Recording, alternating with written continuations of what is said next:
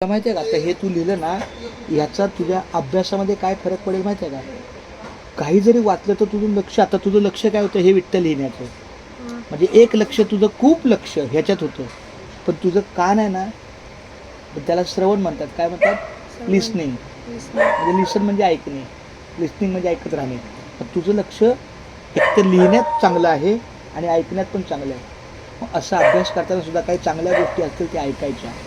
मोबाईलचा उपयोग फक्त आणि फक्त टाईमपास म्हणून नाही करायचा. आपल्या आयुष्यातला फार वाईट शब्द आहे timepass. Time is most important than money. Time कधी पास करायचा नसतो. टाईम हा वाया घालवायचा नसतो, तो वापरायचा असतो. आता माझा हा टाईमपास म्हणून नाही करत मी, माझा वेळ चांगला जातो. तसा तुझा वेळ अभ्यासात जाणार, लक्ष देणार, चित्त आपलं शांत राहणार. ह्याचा एक मोठा फायदा आहे की आपला मेंदू फक्त शांत राहतो.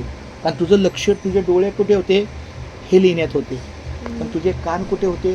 ऐकण्यात होते. रामकृष्ण हरी, विठ्ठल केशवा गोविंद माधवा रामकृष्ण हरी.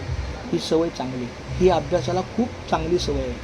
ह्याच्यामध्ये ना कुठल्या दोन, हे तुझं दोन लक्ष, एक डोळे आणि दुसरं कान आहे का नाही.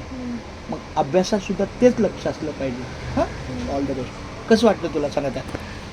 आता तुझे म्हणजे कसं वाटतं? चांगलं वाटलं हे छान झालं. पण मग आता तू अभ्यासात ह्याचा चांगला वापर करशील. हां, जर समजा एखादं पान तू अभ्यासाचं वाचायला घेतलं तर पूर्ण लक्ष देऊन वाचायचं, बरोबर की नाही? चल, all the best. Thank you. Ramkrishna Hari बोल. रामकृष्ण हरी, विठ्ठल केशव केशव गोविंद अरे माधव. वा.